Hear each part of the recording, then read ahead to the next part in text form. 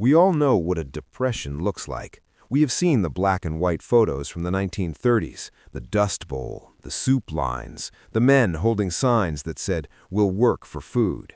In the Great Depression, poverty was loud, it was visible, it was in the streets. If you were poor, everyone knew it because everyone else was poor too. But today, in 2026, we are living through something far more insidious, something that doesn't look like poverty, but feels exactly like it. On the surface, everything looks fine.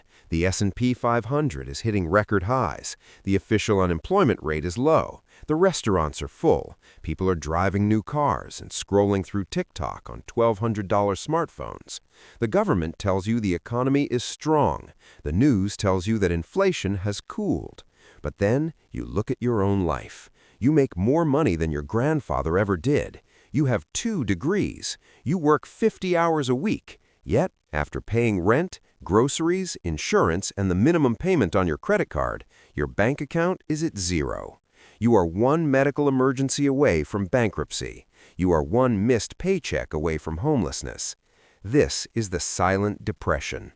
It is silent because you aren't starving in the street. You are starving in a nice apartment that you can barely afford. It is silent because you have a job, but that job no longer guarantees survival. It is silent because you think it is your fault. You think you are the failure. But I am here to tell you, you are not crazy, and you are not a failure. The math of the American dream has been fundamentally broken. In 1930, the enemy was unemployment. In 2026, the enemy is purchasing power. Statistics show that today, the average American needs a salary of $120,000 just to afford the same quality of life that a $40,000 salary bought in 1980. We have created an economy where the numbers go up, but the standard of living goes down.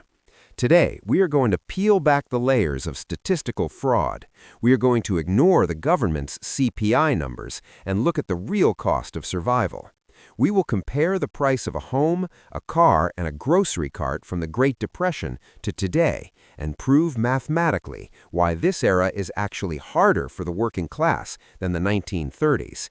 The Great Depression broke people's bodies. The Silent Depression is breaking people's spirits. Welcome to the reality they don't want you to see. The first step in diagnosing the silent depression is to understand why the official numbers don't match your life. You go to the grocery store and you see prices are up 40% from a few years ago. You pay your rent and it's up 30%. But then you turn on the news and a smiling economist tells you that inflation in 2026 is low and stable at 2.5%. You feel like you are going crazy. Are you imagining it? No. You are being gaslighted. The government doesn't measure inflation to tell you the truth. They measure it to limit their payouts. Social Security, military pensions, and government bonds are all tied to inflation. If they report the real number, the government goes bankrupt. So, over the last 40 years, they have systematically changed the math to make the number look smaller. It's like failing a test, so you lower the passing grade from 50 to 20 just so you can say you passed. There are 2 main tricks they use in the Consumer Price Index, CPI, that you need to know. Trick number 1, substitution. This is the most insulting one. In the old days, the CPI measured a fixed basket of goods. If the price of steak went up, the inflation number went up. Simple. But today, the government assumes that when prices rise, you will substitute for something cheaper. If steak becomes too expensive, they assume you will buy hamburger. If hamburger gets too expensive, they assume you will buy hot dogs. So in their magical spreadsheet, the price of meat didn't go up. You just switched to dog food. They don't measure the cost of living. They measure the cost of survival. They are measuring a declining standard of living and calling it price stability. Trick number 2, hedonic adjustment. This sounds scientific, but it's pure fantasy. Let's say you buy a new iPhone in 2026 for $1,200. The old model was $1,000. In the real world, you just paid $200 more. That is inflation. But the government says, wait, the new phone has a better camera and a faster chip. It is 20% better than the old one. So, in the CPI report, they might record the price of the phone as $800 because you got more value. Try telling your landlord that you are paying your rent with hedonic value this month. You can't. You pay with dollars. The real numbers. If we strip away these tricks and calculate inflation using the same methodology the U.S. government used in 1980 before they started cooking the books, the picture changes completely. According to alternative data sources like Shadow Stats, real inflation in 2026 isn't 2.5%. It is hovering closer to 10 to 12%. And here's the kicker. Even if the inflation rate comes down to 2%, the prices never come down. Disinflation just means prices are rising slower. It doesn't mean they are falling. The 40% price hike on your groceries from the last 4 years is permanent. That is the new baseline. The government is celebrating that the car is headed toward the cliff at a slower speed, but we are still headed toward the cliff. So, the data is a lie. But there is one sector where the math is even more broken. It's the cornerstone of the American dream, and in 2026, it has become the American nightmare. If you want to see the face of the silent depression, do not look at the stock market. Look at Zillow. For 70 years, the American dream was defined by one simple milestone: buying a house. It was the way the middle class built wealth. It was the way you retired. In 2026, that dream hasn't just died, it has been executed. Let's look at the raw math, because numbers don't lie. Let's go back to the Great Depression in the 1930s. Yes, unemployment was 25%. It was a terrible time. But if you were lucky enough to have a job, even a low-paying one, you could actually afford a roof over your head. In the 1930s, the average home price in America was roughly $3,900. The average yearly salary was about $1,300. That means a house cost 3 times your annual salary. If you saved 20% of your income, you could buy a house in cash within 10 to 15 years.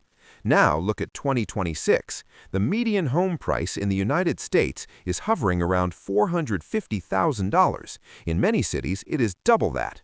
The median household income? It is roughly $75,000. The price-to-income ratio has exploded from 3x to over 6 or 7x. In cities like New York or Los Angeles, it is 10x. This is why you feel poor. In 1950, a mailman with a high school diploma could support a wife, 3 kids, and own a home with a garage on a single income. In 2026, 2 college-educated professionals, a power couple making 6 figures combined, are struggling to afford a 2-bedroom condo. They did everything right. They got the degrees, they got the good jobs, but the finish line was moved 5 miles back. The mortgage trap. It's not just the price, it's the debt. With interest rates staying higher for longer to fight inflation, the monthly mortgage payment has doubled in the last 4 years. To buy the average home in America today, you need an income of over $110,000. Less than 20% of American individuals make that much money. Mathematically, 80% of the population is locked out of ownership. Who is buying the houses? If you can't afford them, who is buying them? You aren't competing with other families anymore. You are competing with Wall Street. Firms like BlackRock, Vanguard, and massive private equity funds are buying up entire neighborhoods. They are buying single-family homes with all-cash offers, outbidding you by 20% just to turn those homes into permanent rentals. They are creating a rentership society. The goal is simple: feudalism 2.0. In the old days, the lord owned the land and the serf worked the land and paid rent.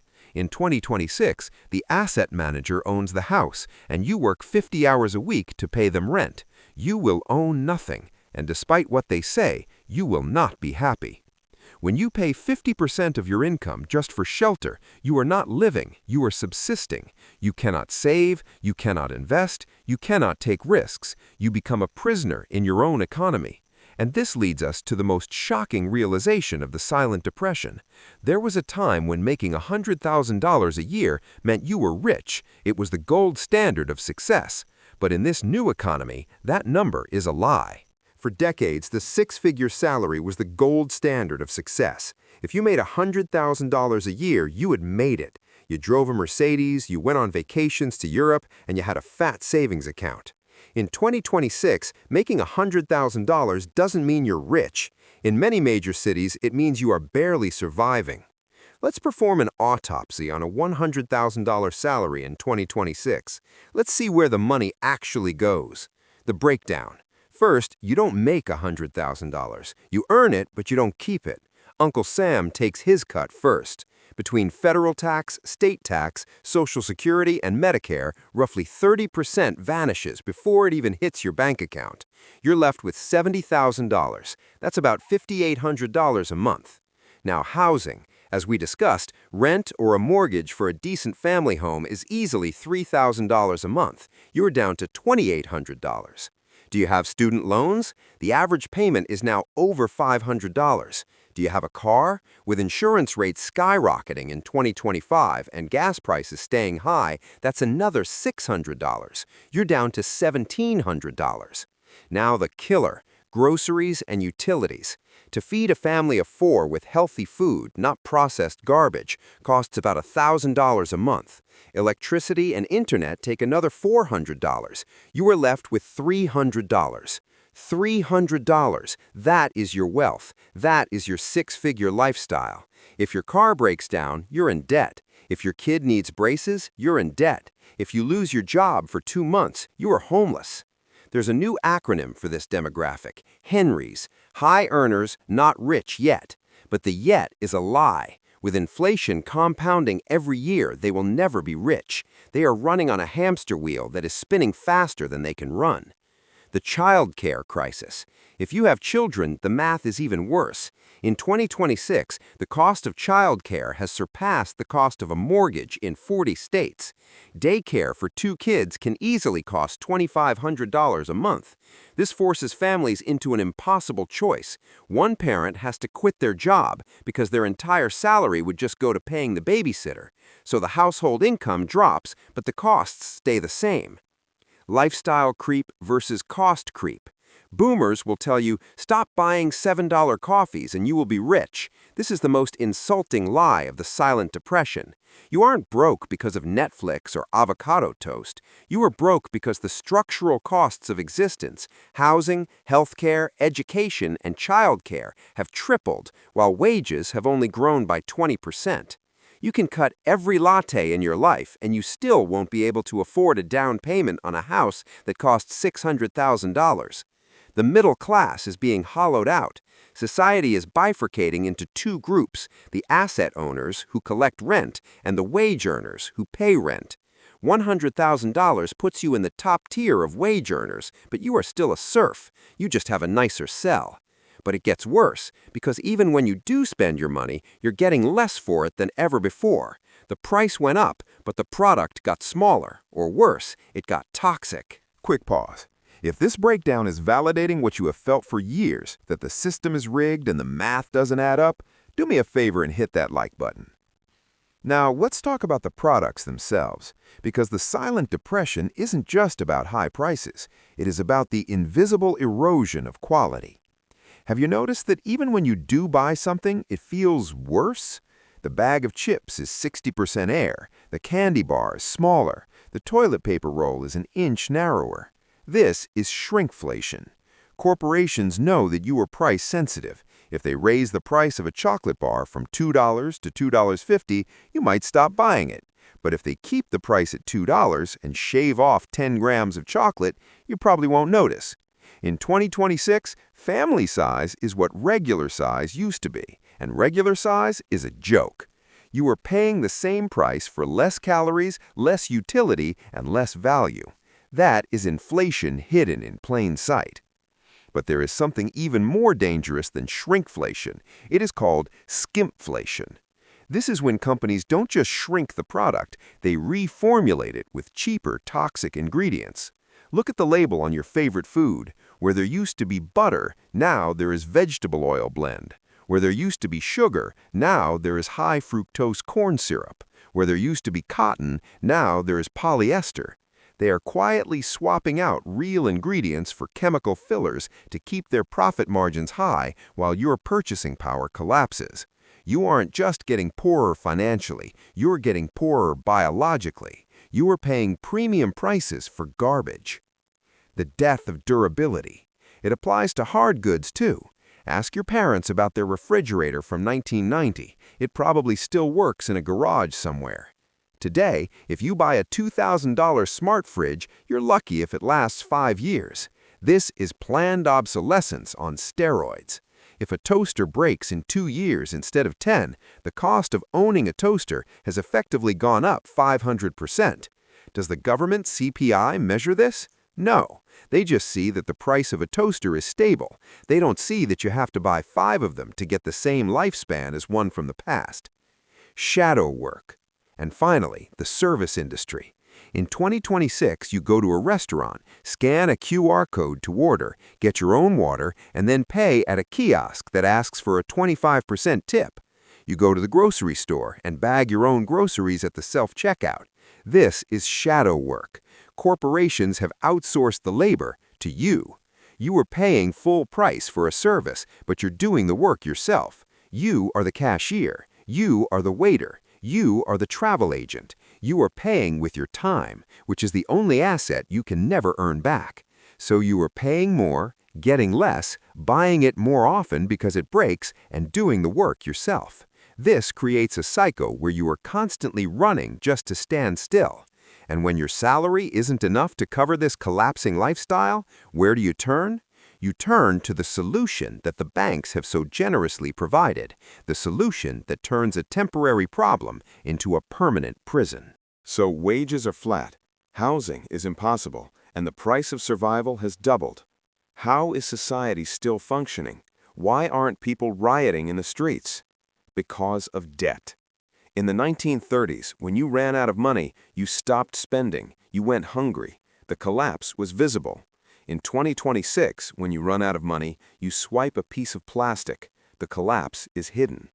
We are witnessing the greatest accumulation of consumer debt in human history. Total U.S. credit card debt has shattered all records. But the reason for the debt has changed, terrifyingly. 20 years ago, people went into debt to buy big-screen TVs or vacations. Today, people are going into debt to buy eggs. The rise of BNPL, buy now, pay later. Look at the checkout screen the next time you order food. You can now finance a pizza. You can finance a pair of sneakers. You can finance your groceries. Services like Affirm, Klarna, and Afterpay have exploded. They allow you to split a $100 grocery bill into 4 payments of $25. Think about how dystopian that is. You are still paying off the sandwich you ate 3 weeks ago. You are eating your future labor. The interest rate trap. And this debt is not cheap. With the Federal Reserve keeping rates higher for longer, the average credit card APR is over 24%.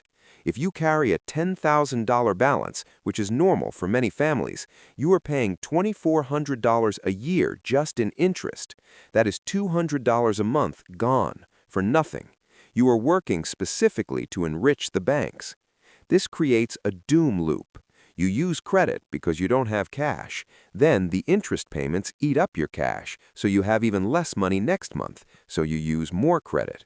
It is a mathematical spiral that ends in bankruptcy. The illusion of wealth. This debt creates a dangerous illusion. If you walk through a mall, everyone looks like they have money.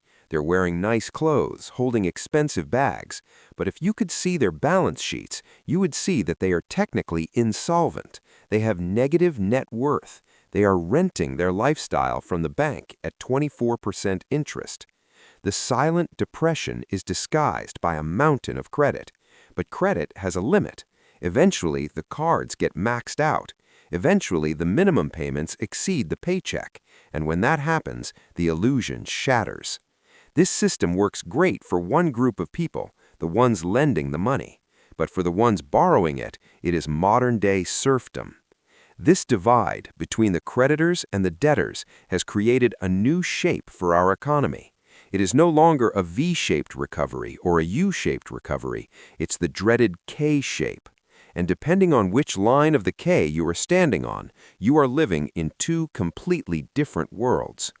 Economists love to use letters to describe recoveries. You've heard of the V shape, everyone recovers quickly, or the L shape, nobody recovers. But the silent depression is a K shape. Imagine the vertical line of the K is the year 2020. Since then, the economy has split into two opposite directions. The top arm, the asset owners. If you owned a house, stocks, or Bitcoin before 2020, you were doing great.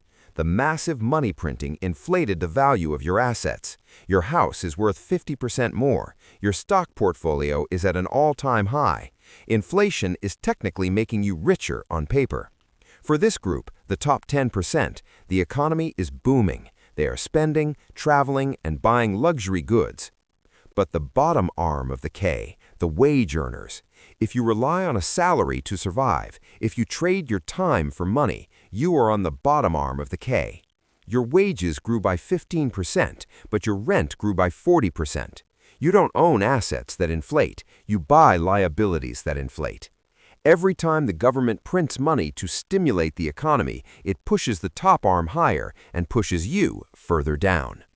This is not capitalism as we were taught. In capitalism, you get rich by producing value. This is techno-feudalism. We are returning to a structure that looks like the Middle Ages. The lords, asset owners, they own the land, the algorithms, and the capital. They extract rent. The serfs, the rest of us, we own nothing. We subscribe to everything. We rent our homes, we lease our cars, we pay monthly fees for music, movies, and software. We generate the labor that keeps the system running, but we capture none of the wealth. The silent depression is the transition period. It is the sound of the middle class falling through the gap between the two arms of the K. So, is there a way out? If the game is rigged, how do you win? We have looked at the data. The CPI is a lie. Housing is broken. Salaries are hollow. Quality is collapsing. If you wait for the government to fix this, you will be waiting forever. The system isn't broken. It is working exactly as it was designed, to transfer wealth from you to them. So, how do you survive the silent depression? You have to opt out. You have to stop playing their game. The game tells you that success is a new car every 3 years. Success is a bigger house with a bigger mortgage. Success is keeping up with the Joneses. But in 2026, that is not success. That is a trap. Reframing wealth. True wealth in a depression is not status, it is solvency. It is having zero debt. It is having low overhead. It is realizing that buying a used car for cash is a bigger flex than leasing a BMW. It is realizing that cooking a meal at home with real ingredients is a revolutionary act against the toxic food system. Downgrade to upgrade. You might have to downgrade your lifestyle to upgrade your freedom. If you stop trying to look rich, you stop bleeding money.